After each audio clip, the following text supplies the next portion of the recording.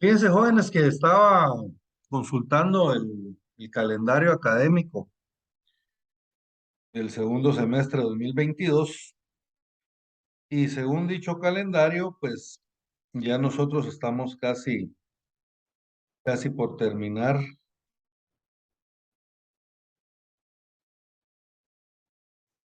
el, eh, el semestre. Según esto, nuestro último día de clases es el 5 de noviembre, ¿verdad? O sea que aparte de la clase del día de hoy, nos quedan dos clases más.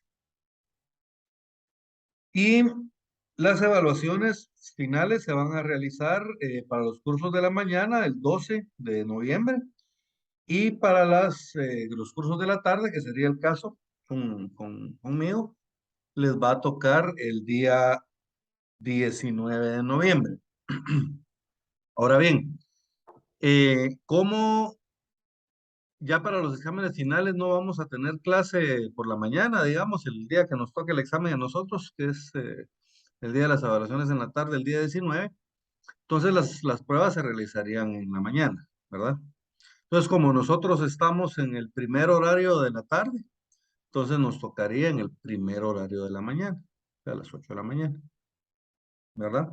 Entonces, para que se recuerden y se preparen para las 8 de la mañana del día 19, va a ser el examen final. Em, ¿Qué más? Bueno, ya nos quedan poquitas clases, jóvenes, y nos queda ya poquito contenido también por agotar. Em, Vamos a terminar el día de hoy, creo yo, las ejecuciones individuales y vamos a ver en las próximas dos clases pues, las colectivas. Ya sería lo que nos hace falta. Bien, al igual que en la vía de apremio, en el juicio ejecutivo, también la ley establece una serie de títulos ejecutivos en los cuales nosotros tenemos que fundar nuestra ejecución. Y sin la existencia de dichos títulos ejecutivos, nosotros no podemos iniciar la ejecución. ¿Estamos bien? Estos los tenemos en el artículo 327.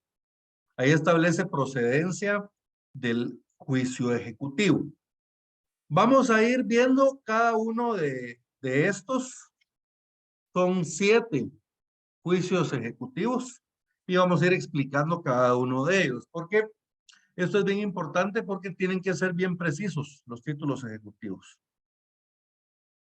Eh, si no, no los podemos utilizar como tales. El artículo 327 establece: procede el juicio ejecutivo cuando se promueve en virtud de alguno de los siguientes títulos. ¿Qué títulos son? Fíjense, pues primero establece los testimonios de las escrituras públicas. ¿De qué testimonios de escrituras públicas estamos hablando? Por ejemplo, pueden ser escrituras de mutuos, pueden ser escrituras de reconocimientos de deuda, ¿verdad? Pueden ser mutuos con o sin garantía, ¿verdad? Si es garantía hipotecaria, se tiene que ejecutar en la vía de apremio, ¿se recuerdan? O si es garantía prendaria, tiene que ser en la vía de apremio. Pero si es, yo a lo que me refiero con o sin garantía, es que aquí, por ejemplo, eso es una garantía de fiador, también se va a ejecutar de esta forma. Entonces, digamos, un mutuo, reconocimientos de deuda o cualquier clase de créditos establecidos en la escritura pública. Créditos bancarios también podrían ser, si no están garantizados con hipoteca. Segundo, por favor, Saray.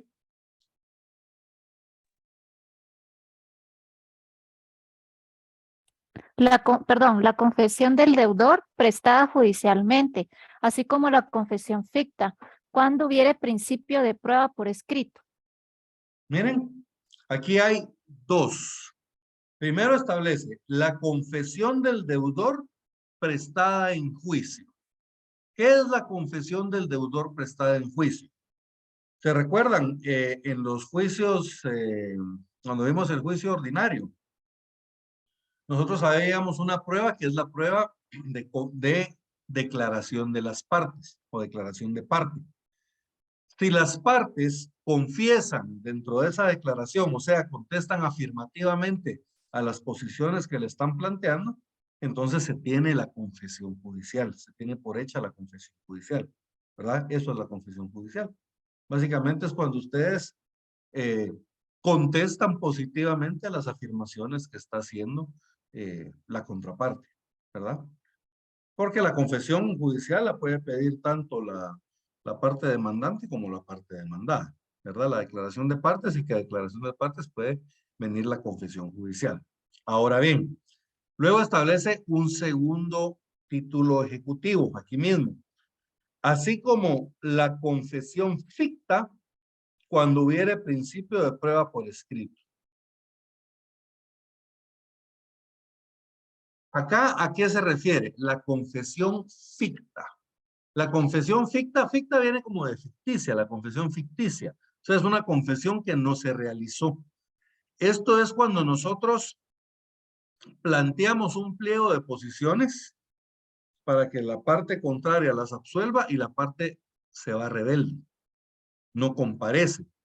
Entonces nosotros le tenemos que solicitar al juez que declare la confesión ficta de esa persona, o sea, que declare que todas las afirmaciones que yo realicé, es por eso mismo que se hacen en forma de afirmaciones las posiciones, ¿verdad? Que todas las afirmaciones que yo lleve a cabo se tengan por ciertas dentro del proceso, en virtud de que la otra parte fue declarada rebelde y no absolvió las posiciones. ¿Estamos bien? Entonces, a eso se refiere la confesión ficta. ¿Saben cuándo más puede haber confesión ficta? ¿Se acuerdan ustedes de las posiciones? De las pruebas anticipadas que vimos antes del juicio ordinario. ¿Se acuerdan que yo les mencionaba, por ejemplo, yo le di a una persona 20,000 quetzales para que realizara un trabajo, pero yo solo tengo un recibo? Entonces, ¿cómo le hago yo para demostrar que ese recibo efectivamente me lo dio ella? Yo le entregué ese trabajo, ese dinero para realizar el trabajo a esa persona. Entonces, ahí yo lo puedo pedir posiciones para que él reconozca el documento, ¿verdad? O cuando yo tengo, por ejemplo, un contrato, un documento privado que no tiene firmas legalizadas. Yo puedo pedirle a él también, puedo plantearle posiciones para que él reconozca el documento. Si él no reconoce, no comparece a reconocer el documento, entonces se puede pedir que el documento se tenga por reconocer. A eso se refiere la confesión.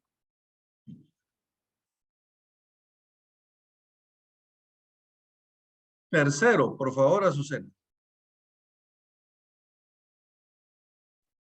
Tercero, documentos privados suscritos por el obligado o por su representante y reconocidos, o que se tengan por reconocidos ante juez competente, de acuerdo con lo dispuesto en los artículos 98 y 184, y los documentos privados con legalización notarial.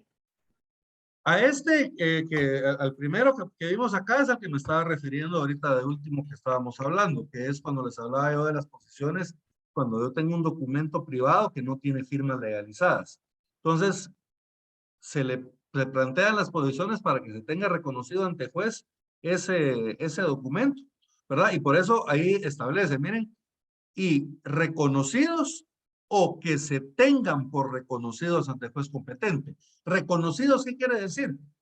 Que la parte contraria sí dijo, sí, ese contrato lo firmé yo. ¿verdad? Entonces él tiene por reconocida judicialmente su firma, ¿verdad? Él reconoció judicialmente su firma. O que se tiene por reconocida es cuando les decía, cuando él no comparece. Se le declara rebelde y se le pide al juez que se tenga por reconocido el documento. Entonces ahí miren, cuando reconocidos o que se tengan por reconocidos. Cuando el juez los tiene por reconocidos porque la otra persona pues no acudió. De acuerdo con lo dispuesto en los artículos 98 y 184. Si se recuerdan ustedes el artículo 98, lo que establece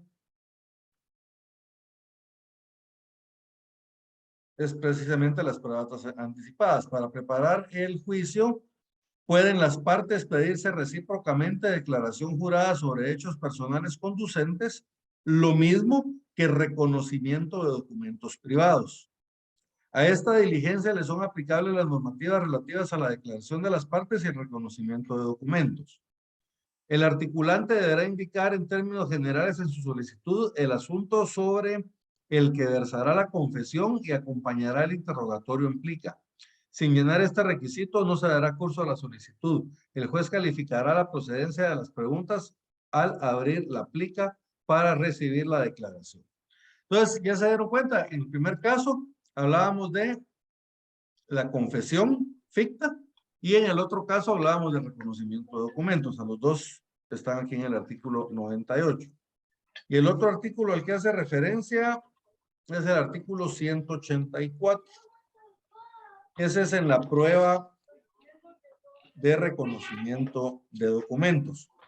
184 establece: la parte que desea aportar un documento privado al proceso podrá, si lo creyere conveniente o en los casos en que la ley lo establezca, pedir su reconocimiento por el autor o por sus sucesores. Si el documento fuera suscrito por apoderado o representante legal, se podrá citar indistintamente al representante o al representado. Si el reconocimiento de documentos también puede hacerse por medio de apoderado con facultad especial. Si una persona que no sabe o no puede firmar hizo que otra persona firmara por ellas, los dos harán el reconocimiento. En todo caso, bastará el reconocimiento del que haga el obligado. El documento privado puede ser reconocido por los herederos del causante, pero el reconocimiento hecho por un heredero no perjudica a sus coherederos.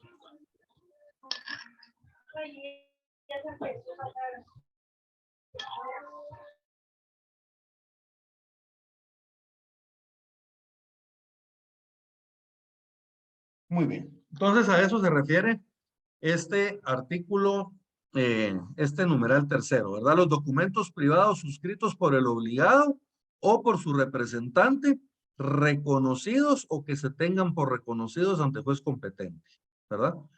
Ya sea en las posiciones o ya sea como la prueba de reconocimiento de documentos dentro del proceso. Cualquiera de los dos, juicio ejecutivo, este es título ejecutivo. Y miren, y el otro es los documentos privados con legalización notarial. Los documentos privados con legalización notarial son títulos ejecutivos. Por ejemplo, si yo a ustedes les presté dinero, yo le presté dinero a Saraí mediante un documento privado. Yo le presté 10,000 quetzales, hicimos un documento privado con firma legalizada. Ese documento es título ejecutivo. Si ella no me paga, entonces yo puedo acudir al juez y ejecutar ese contrato, ¿verdad? Y le puedo exigir, ahorita vamos a ver qué podemos hacer en virtud del juicio ejecutivo. ¿Estamos bien? Cuarto, por favor, Andrea. Cuarto, los testimonios de las actas de protocolación de protestos de documentos mercantiles y bancarios o los propios documentos si no fueren legalmente necesario el protesto. Muy bien, miren, los testimonios de las actas de protocolación de protestos de documentos mercantiles y bancarios o los propios documentos cuando no fuera necesario el protesto. Antes de pasar a este, jóvenes, solo les quiero hacer algo que se me había ido en el numeral anterior. Los documentos privados con legalización de firmas, esos no se protocolizan. Alguna vez, cuando daba yo clases para privados, había un catedrático que era famoso porque hacía una pregunta, pero él la disfrazaba muy bien. Y entonces básicamente era que si ustedes por seguridad podrían protocolizar un documento. Él lo preguntaba en la protocolización, no lo preguntaba aquí, ¿verdad? Entonces, ustedes pueden protocolizar un documento privado con legalización de firmas. De que se puede, ilegal no es. El problema es de que el documento pierde su calidad de título ejecutivo. Porque ¿qué es lo que es título ejecutivo? Es el documento privado con legalización notarial de firmas. No es el testimonio de la protocolización de un documento privado con legalización de firma. Pero decía que tiene que ser bien exacto el documento. Miren en el caso siguiente, en el numeral 4. Ahí sí dice, los testimonios de las actas de protocolación de protestos de documentos mercantiles y bancarios. ¿Qué es lo que sucede? Hay documentos mercantiles y bancarios que se pueden protestar o que se deben protestar, mejor dicho. Por ejemplo, un cheque. Cuando ustedes les pagan un cheque, digamos, por falta de fondos, lo que legalmente procede acá para poder ejecutar después la acción cambiaria, que es un juicio ejecutivo, ¿verdad? Pero para ejecutar la acción cambiaria mercantil, entonces ustedes tienen que protestar el cheque. Y con el acta de protocolación de protesto inician la acción cambiaria, que es precisamente ese juicio al que se refiere aquí el 4. La acción cambiaria es un juicio ejecutivo, ¿verdad? Que se utiliza para cobrar documentos mercantiles. Entonces, hay, por ejemplo, la letra de cambio. La letra de cambio puede ser con protesto o puede ser libre de protesto. Si la letra de cambio es con protesto, entonces si a mí no me pagan la letra de cambio, yo la tengo que protestar, ¿verdad?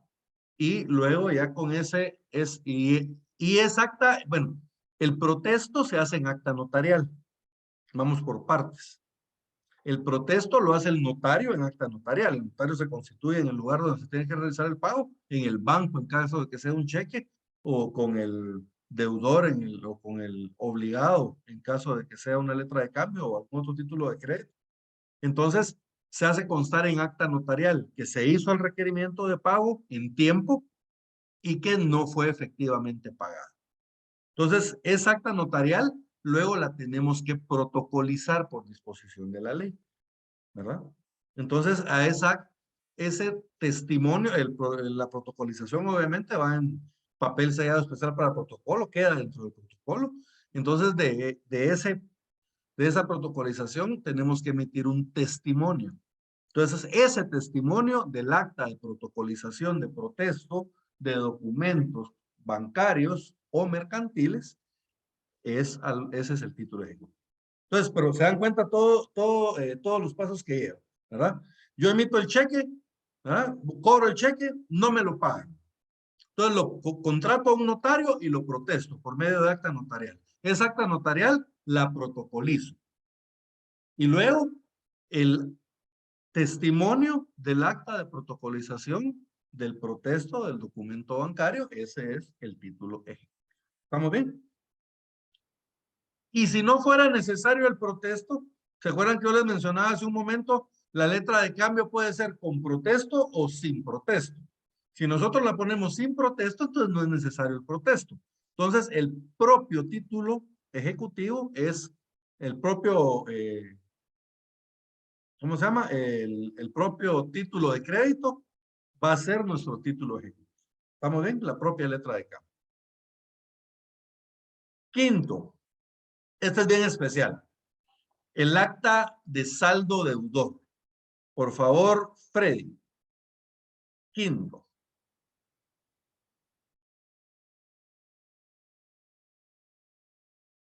¿Alguien lo tiene? ¿Amparo lo tiene? Nick, perdone, ¿qué artículo está leyendo? Artículo 227 del Código Procesal Civil. Lo leo yo, licenciado. Por favor. Acta notarial en la que conste el saldo que existiere en contra del deudor, de acuerdo con los libros de contabilidad llevados en forma legal.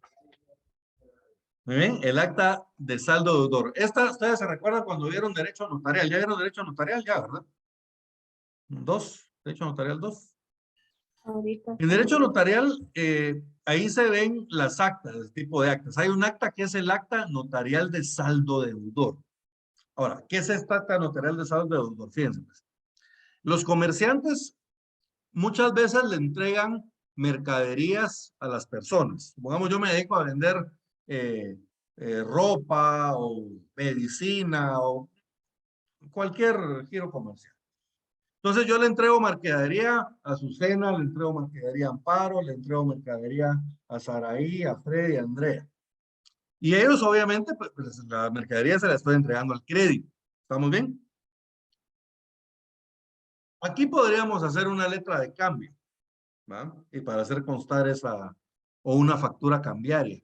para hacer constar esa entrega de mercadería. Pero no lo hicimos, ¿verdad? No lo hicimos. Solo le entregamos la mercadería a crédito a ellos. Entonces, todas me van pagando. Y conforme me van pagando, yo les voy dando más mercadería y así sucesivamente. Pero de repente viene una de ellas y no me paga. Entonces, ¿cómo le hago yo para poder probar que ella me debe? Bien, primero que nada, para esto el comerciante tiene que tener una contabilidad ordenada. En la contabilidad del comerciante tiene que estar reflejada esa deuda a favor que tenemos. Eso está dentro de nuestro pasivo, ¿verdad? Entonces, cuando a mí me pagan la deuda, yo ahí coloco que ya me la pagaron en el libro. Entonces, ¿te dan cuenta? En el libro de contabilidad se puede reflejar la deuda que existe contablemente.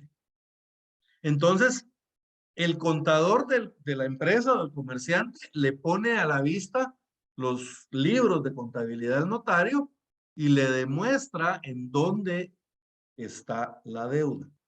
Entonces, el notario hace constar en acta notarial que le exhibieron los libros de contabilidad y que en dichos libros se refleja una deuda de 10,000 quetzales a favor del comerciante, ¿verdad? Y cuyo deudor es tal persona. Entonces, con esa acta notarial de saldo deudor, ya podemos nosotros presentarnos al proceso y ejecutar dicha deuda en el juicio ejecutivo. ¿Quedó claro esto? Sí, para los que son contadores lo han de haber entendido mucho más fácil, ¿verdad? Facilísimo. ¿Estamos bien? Entonces ese es el acta notarial de saldo deudor. Miren, acta notarial en la que consta el saldo que existiera en contra del deudor de acuerdo con los libros de contabilidad llevados en forma legal. Entonces ese es el acta notarial de saldo deudor. De ahí, ¿qué más podemos ejecutar en el juicio ejecutivo? Las pólizas de seguros, de ahorros o de fianzas y los títulos de capitalización que sean expedidos por entidades legalmente autorizadas para operar en el país. Entonces, esto ya son títulos mercantiles que están regulados en leyes especiales. Las pólizas de seguros, por ejemplo. Si yo me accidento y el seguro no me quiere pagar, ¿cómo le hago yo para ejecutarlo? Pues por medio de un juicio ejecutivo, ¿verdad? Por medio de un juicio ejecutivo. Igual, si yo lo que tengo son pólizas de ahorros o pólizas de fianzas, va para ejecutar una fianza, ¿cómo ejecuto la fianza? También por medio del juicio ejecutivo. ¿Estamos bien? Y luego establece toda clase de documentos que por disposiciones especiales tengan fuerza ejecutiva, ¿verdad? Entonces, lo deja abierto ahí para algún otro documento que alguna ley especial, alguna otra disposición le otorgue la calidad de título ejecutivo. ¿Estamos bien? Entonces, en resumen, miren, los testimonios de las escrituras públicas, les decía yo, los mutuos, reconocimientos de deudas, créditos, etcétera. La confesión del deudor prestada judicialmente, así como la confesión ficta cuando hubiera principio de prueba por escrito, los documentos privados reconocidos o que se tengan por reconocidos ante juez y los documentos privados con legalización de firmas, los testimonios de las actas de protocolización de protestos de documentos mercantiles y bancarios o los propios documentos cuando no sea necesario el protesto, el acta notarial de saldo deudor, las pólizas de seguros, ahorros y fianzas y los títulos de capitalización. Y de ahí toda clase de documentos que por disposición de la ley tenga la calidad de título ejecutivo.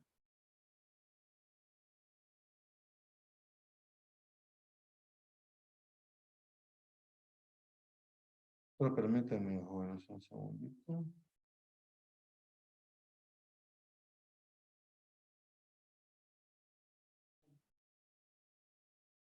Muy bien.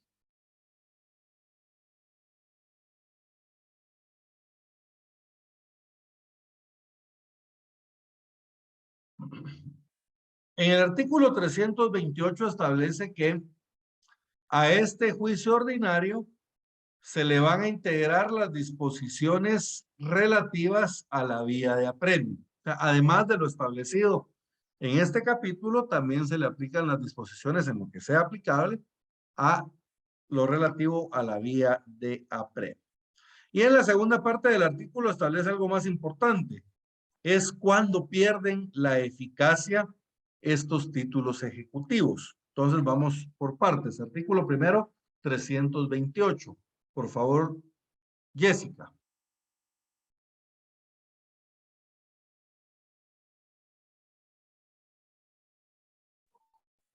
Lo leo yo, Liz. ¿Sí? ¿Sí está bien? Integración del procedimiento. Además de las disposiciones especiales previstas en este título y en el siguiente, se aplicarán las normas correspondientes a la vía de apremio.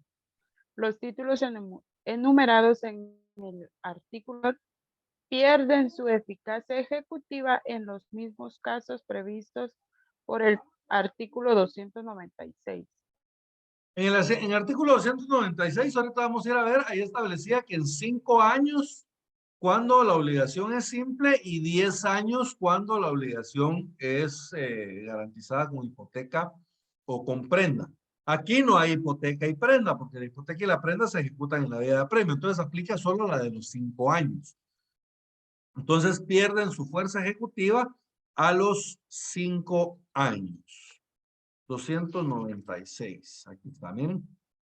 Los títulos expresados anteriormente pierden su fuerza ejecutiva a los 5 años si la obligación es simple y a los 10 años si hubiere prenda o hipoteca. En ambos casos, el término se contará desde el vencimiento del plazo o desde que se cumpla la condición si la hubiere. ¿Estamos bien? Entonces,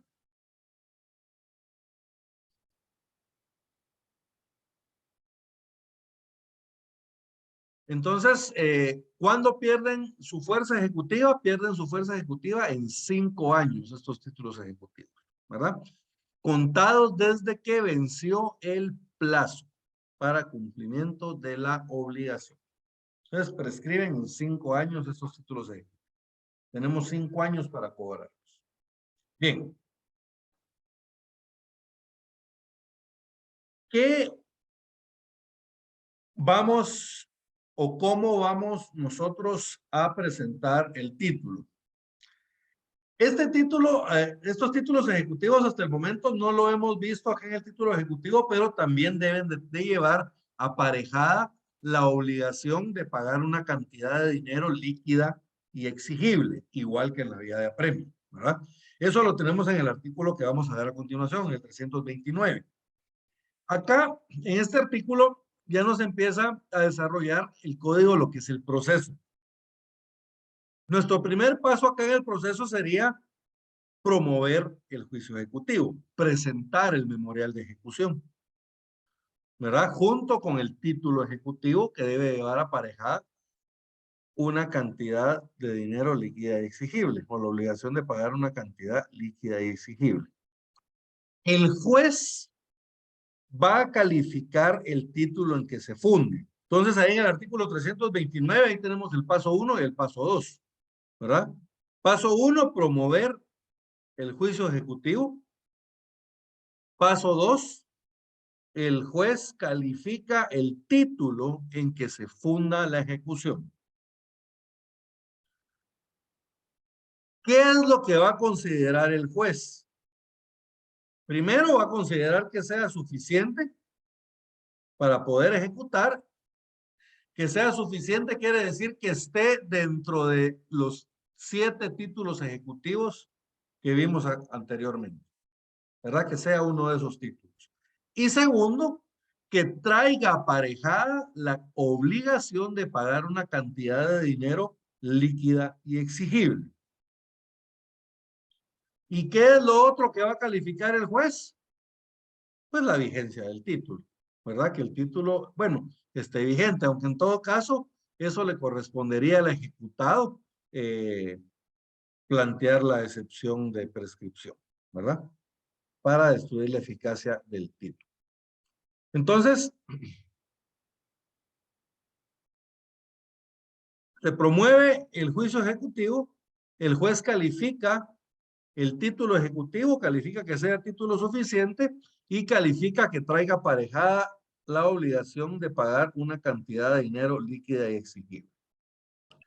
Si el juez considera de que llena estos requisitos, entonces va a librar mandamiento de ejecución, ordenando requerir al obligado de pago y el embargo de bienes, si fuere procedente. Y aquí miren, hay una diferencia con la vía de apremio. Y le da audiencia por 5 días al ejecutado para que se oponga o haga valer sus excepciones. Entonces, acá dentro de este mismo artículo 329, jóvenes, tenemos varios pasos, ¿verdad? Les voy a leer el artículo completo y ya vamos a ir marcando los pasos. Promovido el juicio ejecutivo, el juez calificará el título en que se funde y si lo considera suficiente y la cantidad que se reclama fuese líquida y exigible, despachará mandamiento de ejecución, ordenando el requerimiento del obligado y el embargo de bienes, si éste fuere procedente, y dará audiencia por 5 días al ejecutado para que se oponga o haga valer sus excepciones.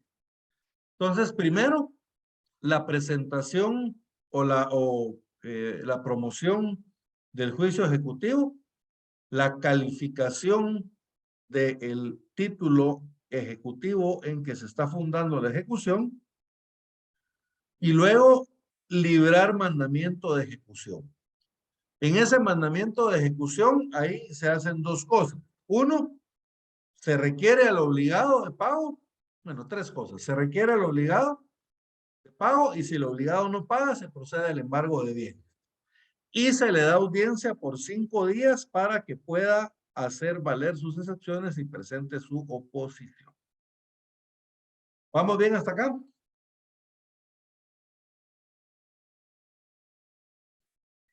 Aquí el ejecutado puede hacer 2 cosas.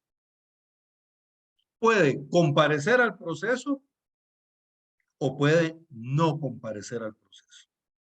Veamos primero qué pasa si no comparece. Eso lo tenemos en el artículo 330. Por favor, Kiara. Voy, Lic.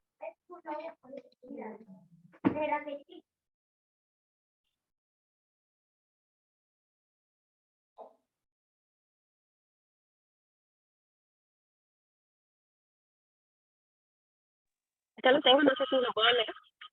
¿Está bien, Jacqueline? Dice, la prueba podrá producirse por cualquiera de los 330. medios probatorios. ¿Sí? En comparecencia del ejecutado, Lic. Ajá, sí. Si gusta, lo leo. Sí, por favor. Dice así, en comparecencia del ejecutado. Si el ejecutado no compareciere a deducir oposición o a interponer excepciones, vencido el término, el juez dictará sentencia de remate, declarando si al lugar o no a la ejecución. Entonces, miren, si el ejecutado no comparece a deducir oposición o interponer excepciones, ¿se acuerdan cuánto tiempo le dio el juez? 5 días. Los 5 días son hábiles. Entonces, vencido dicho término, el juez dictará sentencia de remate. ¿Verdad? Declarando si al lugar o no al lugar la ejecución. O sea, miren, no quiere decir de que el juez la va a declarar con lugar, sino que el juez en base al título va a determinar si al lugar o no al lugar, ¿verdad? O sea, todavía tiene opción de salvarse el ejecutado si no comparece.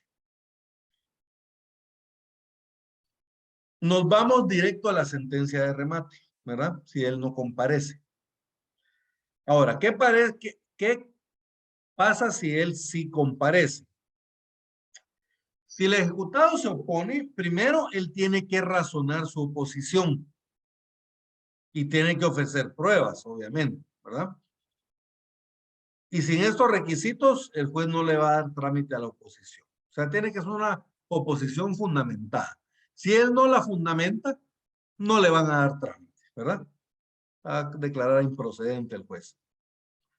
Y acá mismo debe de interponer todas las excepciones. En el escrito de oposición tiene que interponer todas las excepciones que tenga. El juez va a escuchar por 2 días al ejecutante y con su contestación o sin ella mandará a recibir las pruebas en el término de 10 días comunes para ambas partes.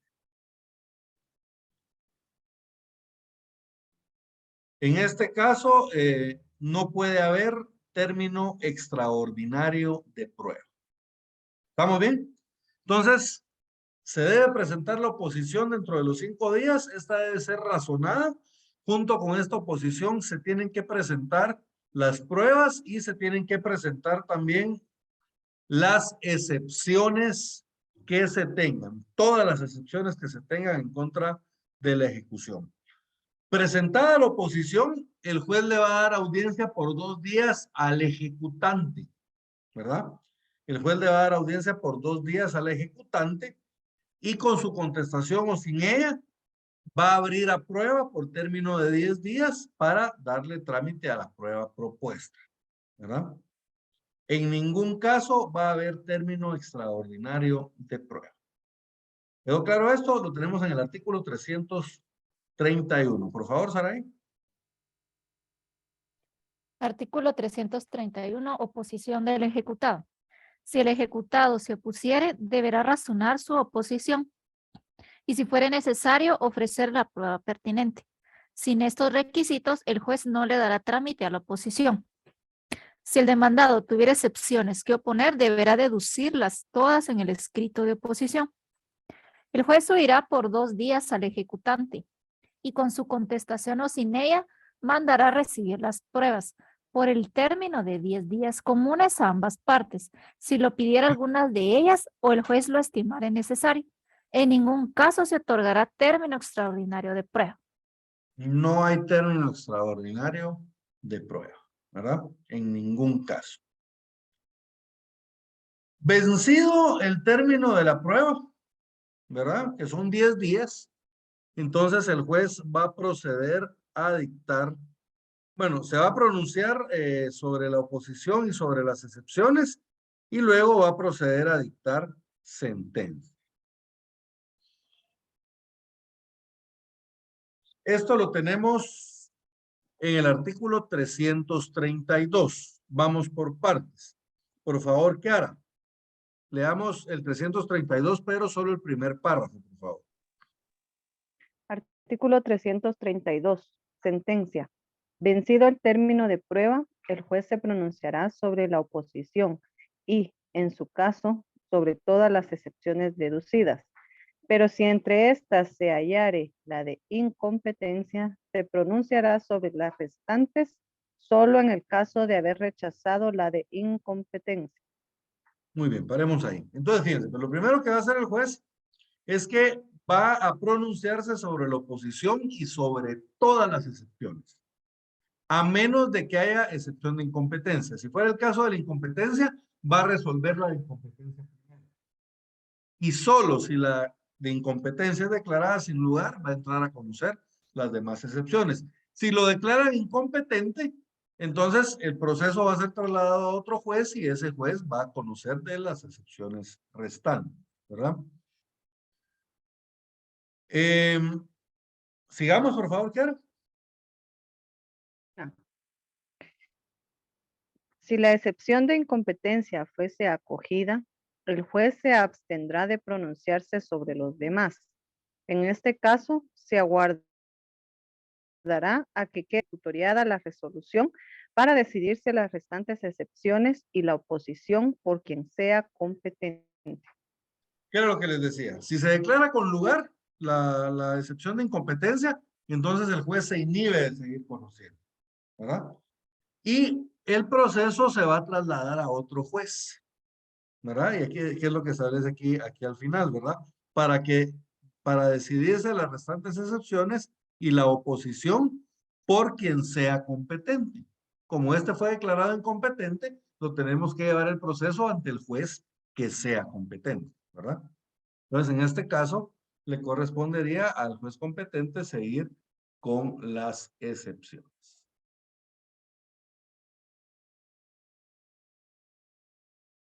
Sigamos, por favor, Ker. La sentencia de segunda instancia, en los casos en que la excepción de incompetencia fuese desechada en el fallo de primera, se pronunciará sobre todas las excepciones y la oposición siempre que no revoque lo decidido en materia de incompetencia. O sea, él puede, el tribunal de segunda instancia va a conocer sobre todas las excepciones, pero no va a entrar a conocer sobre la incompetencia, básicamente. Y al final, por favor, el último. Además de resolver las excepciones alegadas, el juez declarará si ha o no hacer trance y remate de los bienes embargados y pago al acreedor. Si procede la entrega de la cosa, la prestación del hecho, su suspensión o destrucción y, en su caso, el pago de daños y perjuicios. Entonces, en el mismo, acá mismo, cuando está resolviendo la oposición, el juez también va a declarar si al lugar o no al lugar el remate, ¿verdad? Por eso es que se llama sentencia de remate. Entonces, en la sentencia de remate, el juez va a resolver sobre todas las excepciones, sobre la oposición y sobre si procede o no procede rematar el bien, ¿verdad? Vender el bien en pública subasta.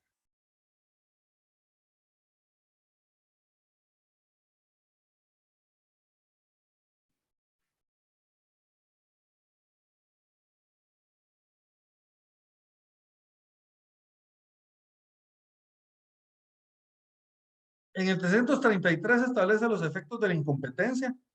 Cuando la resolución declare procedente la excepción de incompetencia, condenará en costas al actor, pero declarará vigente el embargo y dispondrá que los autos pasen al juez competente para la decisión del juicio, siendo válido todo lo actuado anteriormente.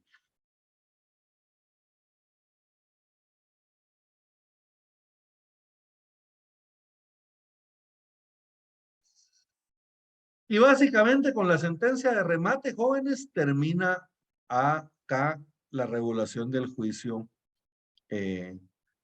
ejecutivo.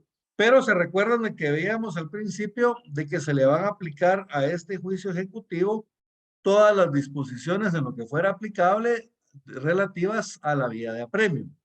Entonces aquí tenemos la sentencia de remate, pero si ustedes se dan cuenta, ya no regula más. Entonces nosotros tenemos que irnos a la vía de apremio.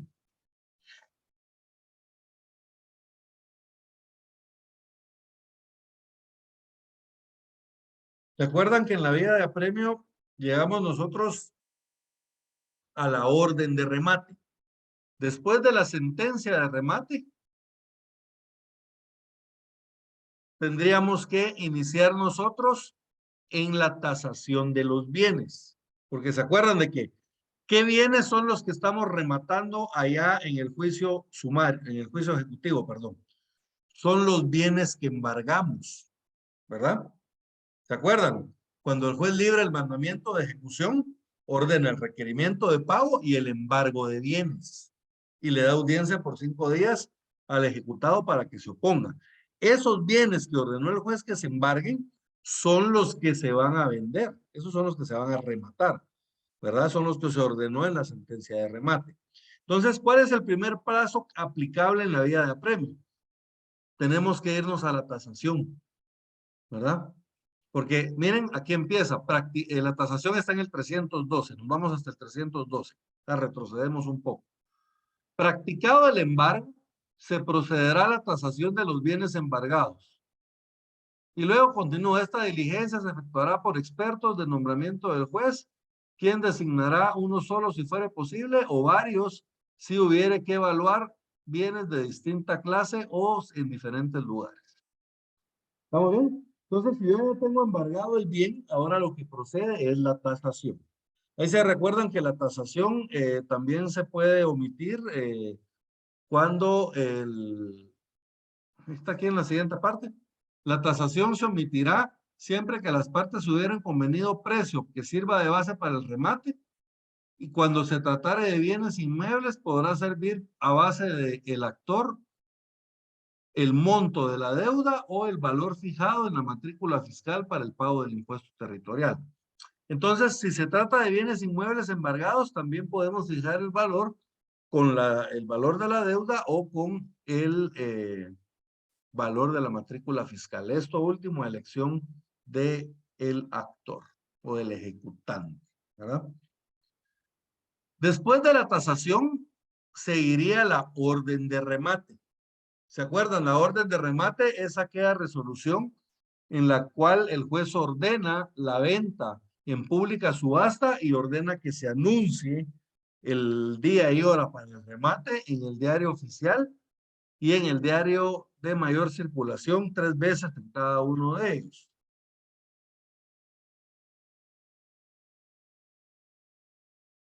Llegado el día y hora para el remate, entonces se realiza el remate.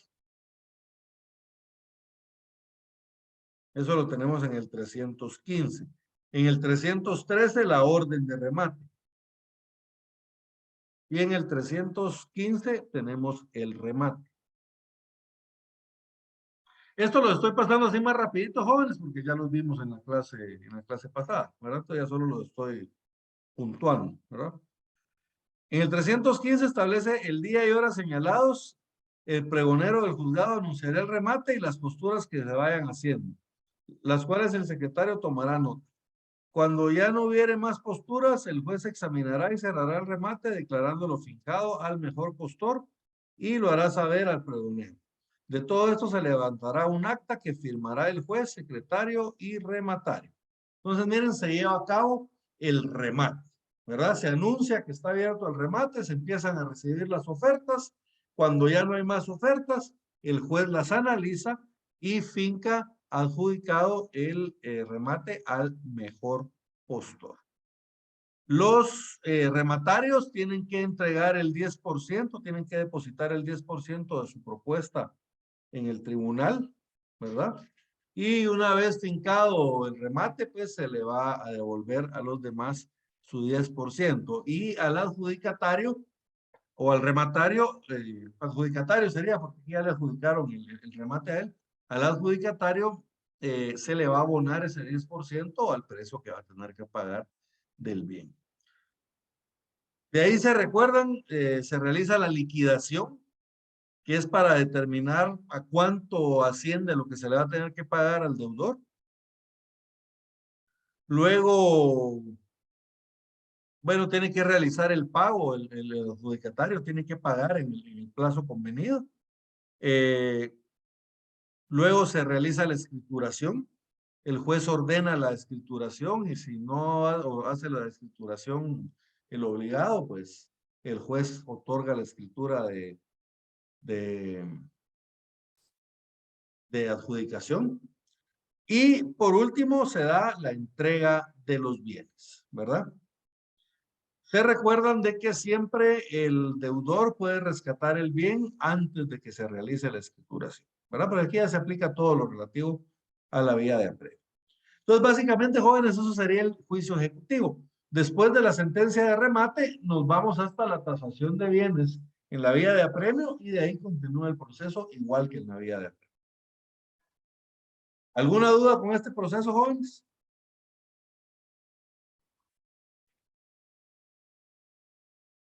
Bien.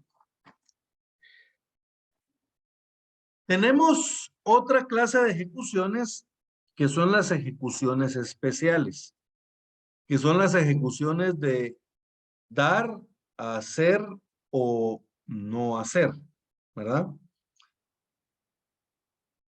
Cuando yo tengo la obligación de entregar algo, entregar un bien, ¿verdad? O sea, porque no es dinero. Si es dinero, es una cantidad de dinero líquido y exigible. Para eso está la vía de apremio y para eso está el juicio ejecutivo. En las obligaciones de dar, entendemos de que la obligación de la ejecución recae sobre entregar una cosa cierta y determinada. Es una obligación de dar. ¿verdad?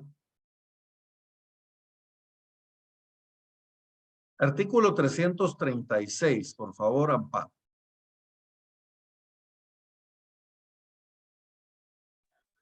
Ya voy listo. Muy bien. Artículo 336. Ejecución de obligación de dar. Cuando la ejecución recaiga sobre cosa cierta o determinada o en especie, si hecho el requerimiento de entrega el ejecutado no cumple, se pondrá en secuestro judicial, resolviéndose en sentencia si procede la entrega definitiva. Si la cosa ya no existe o no pudiere secuestrarse, se embargarán bienes que cobran su valor fijado por el ejecutante y por los daños y perjuicios, pudiendo ser estimada provisionalmente por el juez la cantidad equivalente a los daños y perjuicios. El ejecutante y el ejecutado podrán oponerse a los valores prefijados y rendir las pruebas que juzguen convenientes por el procedimiento de los incidentes. ¿Vamos bien? Entonces, miren, cuando la obligación consiste en entregar una cosa cierta o determinada, vamos a utilizar la ejecución especial de dar. Cuando la obligación consiste en una ejecución de hacer, a mí me contrataron para hacer algo. Me contrataron para construir una casa, me contrataron para hacer un ropero, me contrataron para un servicio profesional de limpieza, qué sé yo, ¿verdad? Entonces a mí me contrataron para hacer algo y yo no lo he hecho. Entonces, ¿cómo ejecutan esa obligación de hacer? Por medio de una ejecución especial de obligación de hacer. Los voy a leer yo. Artículo 337. Si el título contiene obligación de hacer y el actor exige la prestación del hecho por el obligado, el juez, atendida las circunstancias, señalará un término para que se cumpla la obligación. Entonces el juez lo que va a hacer es le va a fijar un término, mire, le doy un mes o le doy 10 días o le doy 15 días para que cumpla la obligación. Si no se cumple, se embargarán bienes por los daños y perjuicios, fijando provisionalmente el juez el monto de ellos. Si alguna de las partes se opusiera al valor fijado, se procederá conforme lo dispuesto en el artículo anterior, o sea, en la vía de los incidentes. El ejecutante puede optar por pedir de una vez la fijación provisional del monto de los daños y perjuicios y el embargo consiguiente, o bien que se cumpla con la obligación de hacer por un tercero si fuere susceptible de realizarse y a costa del ejecutado. En este último caso, el juez fijará el término correspondiente. Entonces, miren, también se puede pedir que se fije de una vez los daños o perjuicios, o se le puede pedir al juez que la obligación la cumpla un tercero, cuando fuera procedente, ¿verdad? Obviamente el cumplimiento a costa del que lo va a hacer a cargo de un tercero, va a ser a costa del ejecutado. Puede haber otra obligación también de hacer, pero específicamente cuando se refiere a la obligación de escriturar. O sea, ustedes tienen que escriturar algo y no lo han realizado. Establece el 338. Si la obligación consiste en el otorgamiento de escritura pública, al dictar sentencia, haciendo lugar la ejecución, el juez fijará al demandado el término de 3 días para que la otorgue. Aquí, por ejemplo, puede ser una promesa de pago o una carta de pago, la que se está ordenando que se otorgue. En caso de rebeldía, el juez otorgará de oficio la escritura, nombramiento para efecto del notario del interesado de sí, a costa de este último. Y en el cuarto está la ejecución de la obligación de no hacer. La cuestión con la obligación de no hacer es de que nosotros habíamos prohibido que se hiciera algo y se hizo eso, que estaba prohibido, ¿verdad? Una obligación de no hacer. Entonces, no es como que se puede deshacer lo que ya está hecho, ¿verdad? Entonces, en este caso, la consecuencia van a ser el pago de daños y pérdidas. 339. Si se quebrantare la obligación de no hacer, el juez fijará un término para que se repongan las cosas al estado anterior, si eso fuere posible. Si no se cumpliere, se embargarán bienes por los daños y perjuicios, fijando provisionalmente el juez el monto de ellos. Si alguna de las partes se opusiere al valor fijado por el juez, se procederá con lo dispuesto al artículo 336, o sea, por los incidentes. El ejecutante puede optar por pedir de una vez la fijación provisional del monto de los daños y perjuicios a que da lugar el quebrantamiento de la obligación. O sea, no pedir que se deshaga si se puede, sino que de una vez pedir los daños y perjuicios. ¿Verdad? El ejecutante puede optar por pedir de una vez la fijación provisional del monto de los daños y perjuicios que da lugar el quebrantamiento de la obligación de no hacer y el embargo consiguiente.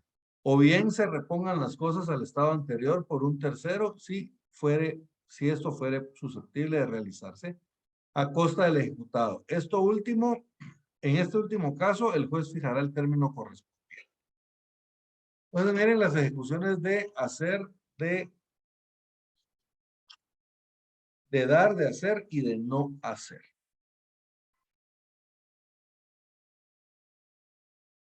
Las sentencias nacionales, que luego establece la ejecución de las sentencias nacionales, estas se deben ejecutar de acuerdo a lo establecido en la vía de apremio, ¿verdad? Como vimos hace un par de clases, ¿verdad? Las sentencias, ¿cómo se ejecutan? En la vía de apremio, ¿verdad? 340. En la ejecución de sentencias nacionales son aplicables las normas establecidas en este código para la vía de apremio y las especiales previstas en el título anterior, así como lo dispuesto por la ley constitutiva del organismo judicial.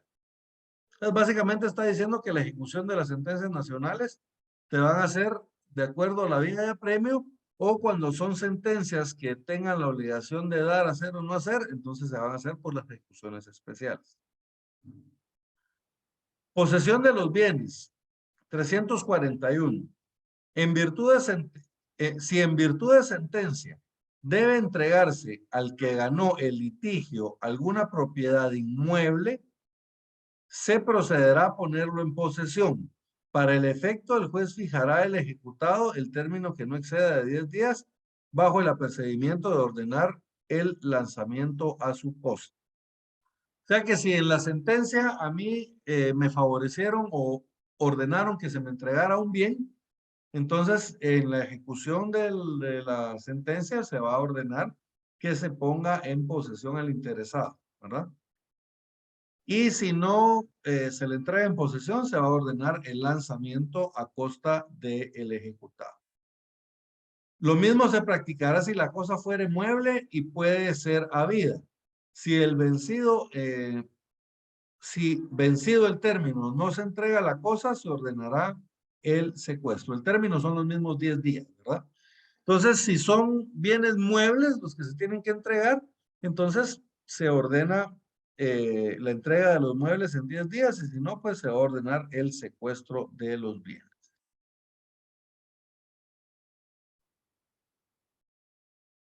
Ya para terminar con las ejecuciones singulares, jóvenes, tenemos la ejecución de las sentencias extranjeras. ¿Es posible ejecutar una sentencia extranjera en Guatemala? Pues sí es posible cuando esta sentencia afecta derechos o bienes que están acá en Guatemala, entonces sí puede ser ejecutada. Entonces, por ejemplo, imagínense ustedes que un juez del extranjero reconociera un derecho de propiedad y ordenar entregar un bien que está aquí en Guatemala. O imagínense que se siguió un proceso sucesorio en el extranjero y que dentro de los bienes de la persona que es causante, habían bienes en varios países y dentro de esos países estaba Guatemala. Entonces esa sentencia también tiene aplicación acá en Guatemala, se puede ejecutar acá en Guatemala. Entonces, ¿cuáles son las normas que aplican a dicha ejecución? la ejecución de sentencias extranjeras. 344. Las sentencias dictadas por tribunales extranjeros tendrán en Guatemala, a falta de tratado que determine expresamente su eficacia, el valor que la legislación o la jurisprudencia del país de origen asignen a las sentencias dictadas por los tribunales guatemaltecos. Principio de reciprocidad, ¿verdad, jóvenes? Así se llama este principio. Entonces, ¿qué calidad van a tener las sentencias del extranjero aquí a Guatemala a falta de tratado? Van a tener el valor que la jurisprudencia del país de origen le dé a las de aquí de Guatemala. ¿Verdad? Condiciones para la ejecución. 345. Toda sentencia extranjera tendrá fuerza y podrá ejecutarse en Guatemala si reúne las siguientes condiciones. Primero, que haya sido dictada a consecuencia del ejercicio de una acción personal civil o mercantil. Si es penal, eso es otro asunto. Eso es materia penal, ¿verdad? Ya, eso es materia penal. No nos vamos a meter ahí. Segundo, que no haya recaído en rebeldía ni contra persona reputada ausente que tenga su domicilio en Guatemala. ¿Ah? Que el juicio no haya sido declarado en rebeldía ni sobre persona ausente. Tercero, que la obligación para cuyo cumplimiento se haya procedido sea lícita en la República. O sea, que el negocio sea lícito en Guatemala.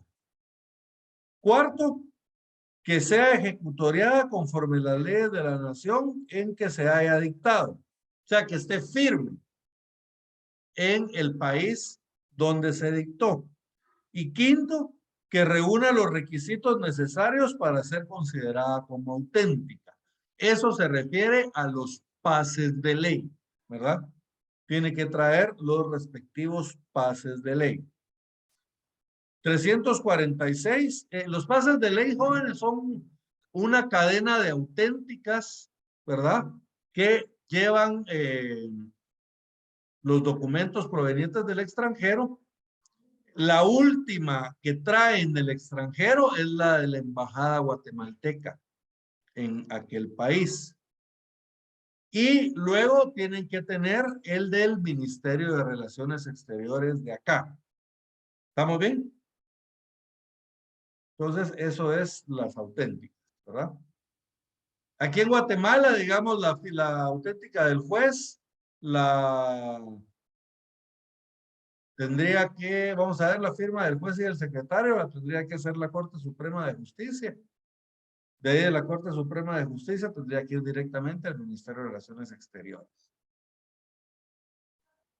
En el caso de que fuera una sentencia que va de Guatemala para el extranjero.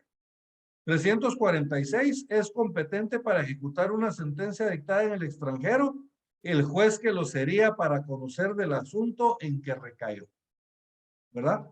O sea que si la sentencia, el asunto que trae esa sentencia, aquí en Guatemala lo hubiera conocido un juez de paz, entonces un juez de paz va a conocer esa ejecución. Si fuera un juez de primera instancia, pues un juez de primera instancia, ¿verdad? Según quien le hubiera tocado conocer aquí en Guatemala. Y con eso, jóvenes, estaríamos terminando con las ejecuciones singulares. Ya solo nos quedarían para la otra semana, para las próximas 2 semanas, las ejecuciones colectivas. Que esto pues va a ser especial. Aquí vamos a ir aprendiendo todos, jóvenes, porque hay una ley nueva que regula estas ejecuciones. Yo obviamente la voy a tener que estudiar a fondo. Y en la siguiente clase pues vamos a desarrollar todo lo necesario de dicha ley. Entonces con esto terminamos las ejecuciones singulares, jóvenes, y con eso estaríamos terminando la clase del día de hoy. Les comparto de nuevo la asistencia. Para los que se fueron uniendo a la clase después de que iniciamos, Y si no ¿hay alguna pregunta, jóvenes, de lo que vimos el día de hoy? Si no hay ninguna pregunta, entonces vamos a dejar la clase el día de hoy hasta acá y continuamos en la siguiente clase ya con las ejecuciones colectivas. Entonces, jóvenes, que pasen feliz tarde, un feliz fin de semana y se me cuidan. Gracias, Lick. Lick, igual. Gracias, Lick. Feliz tarde. Feliz tarde. Lick, ahí sube las clases, Lick. Sí, Gracias. Feliz tarde. muy bien.